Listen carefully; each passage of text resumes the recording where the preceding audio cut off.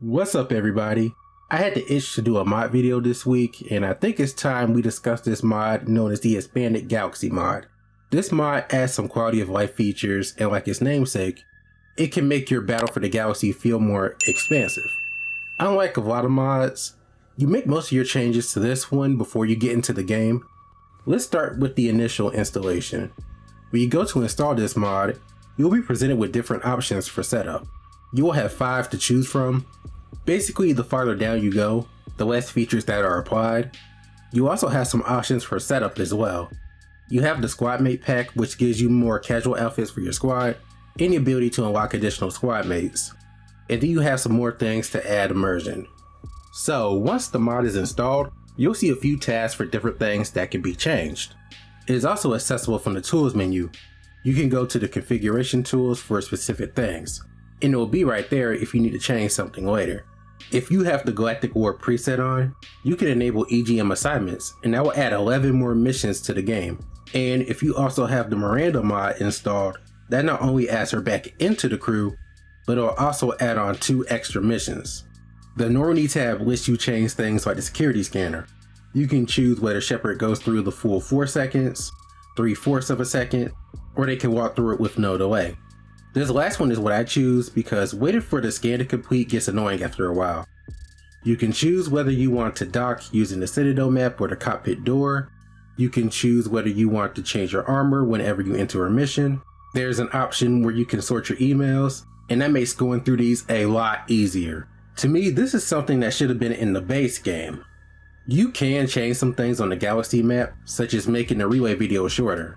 This next one's a favorite of mine. You can turn off the Reaper hunting so that you can explore in peace.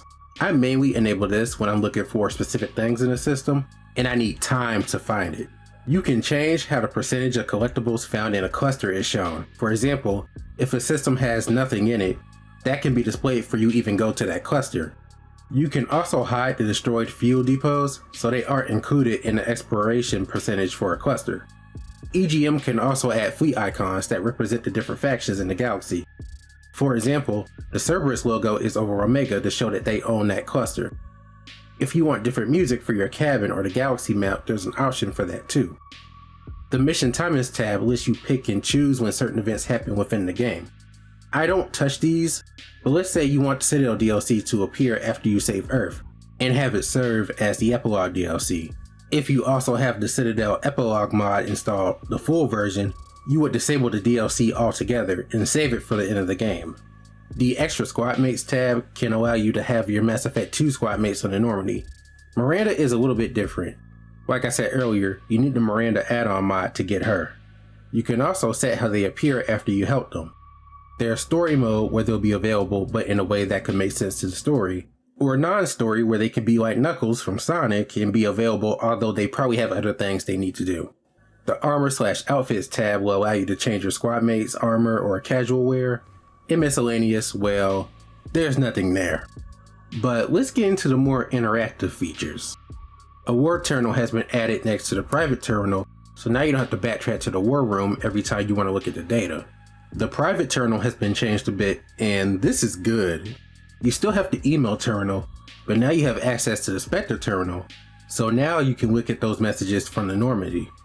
But the biggest addition to the terminal is the Normandy manifest. And in here, you have the squad selection option, but you also have the crew manifest and the equipment manifest. The crew manifest can allow you to make personnel changes on the Normandy. You can assign squad mates to the XO and Marine officer positions, and you can choose the Normandy's detachment strength, which allows you to decide the amount of security you want on the ship. There's also an option to add some additional crewmates. Your crewmates can send you emails suggesting that you hire certain personnel, and depending on who you pick, it can lead to bonuses for you, your party, or the ship. If you hire the chef or the bartender, they will feed your fish as well, so you won't even have to buy the aquarium VI. There's also an option to add some of your old crewmates. They'll be on standby in case you ever want to use them. And it's nice to be able to use them again outside of the RMAX arena. You'll be able to use most characters as long as they aren't scheduled to die in the game. You can also have some visitors around the ship. And this example is a little weird because Legion will be in 2 different places. He'll be in the war room, but you can also see him in the shuttle bay working on his human interface device. They will stay around until you either visit the Citadel or for at least 2 missions. For the equipment manifest, you can add an extra vehicle to the armor bay, there's a spot for the robot dog, and you can change the alert conditions where if you select general hands, the windows on the ship will be locked down, but they can be easily reopened at the push of a button. And when set to stand down, everything is chill and relaxed. But the feature that really got me interested in this mod is the shooting range that you can put in the shuttle bay. This lets you try out weapons from the comfort of your ship. You don't even have to go to the Spectre office. You can adjust the distance of the targets to test out different weapon types or to give yourself a challenge. There are some new weapons that you can collect throughout the game, and they're pretty fun to use. The Collector SMG is probably the first new gun you can get, and it's kind of like the Lancer in that your ammo refills on its own. As long as you don't overheat the thing, you'll always have ammo. You'll be able to find some new weapons and DLC weapons as you go through the different missions. While you're training, some of your crew is behind you just observing. And then there's James on the punching bag. Yeah, he's just going at it, ain't he? You can purchase the shooting range at the terminal next to Tally along with some ship upgrades. You can also retrieve your old upgraded weapons, but you'll have to acknowledge this message from Cortez before the box will show up. And you also have the Armory Control Center where your guns will hang in all of their glory. Let's take a look at the world map. Does anything look different? Well, outside of the logos, there are way more galaxies to explore. The galaxy map now contains almost every cluster in the Mass Effect universe. One notable exclusion is the Pegasus cluster, which contains Rakana, the Drell homeworld. I'm a little surprised that that one's not on here. The Owen Protectorate is available through this mod, and you finally get to see Kajay, the Hanar homeworld. I always wondered where this was. It would be so cool to go there. Maybe in the next game, you never know. If you combine this with the Spectre expansion mod, you'll be able to access more clusters, as well as more Spectre business to handle. We may cover that mod as well. Something helpful that was added is that Trainer will give you a hint that something is in a particular system, and this was something that was supposed to be in the vanilla game. I'm not sure why they would remove this. Maybe they thought it would make exploration too easy, or that it would be annoying after a while. I don't really mind it, but that's just me. The war assets have been adjusted as well. Now the choices you have made or will make will have more of an impact on the state of the galaxy. The tougher the choices, the bigger the gains you could receive. As for the side missions that you can go on, if I can remember, they will come to your email, like this one here.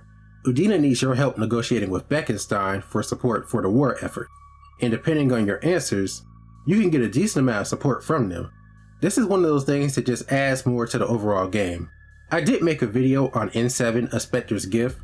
Y'all should check that video out as well, but that mod is an add-on to EGM, and as I said before, Spectre expansion is compatible with this one. It actually requires this mod too, but there are other mods listed that will work good with EGM. I'm not sure how well Project Variety works with EGM.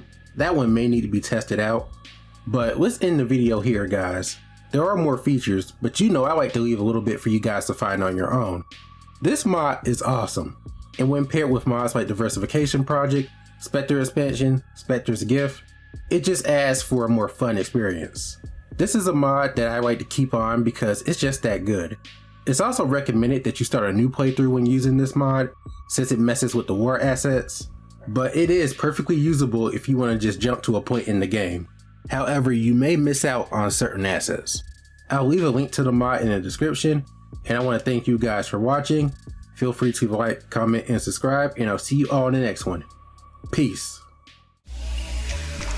DJ Sonic 3.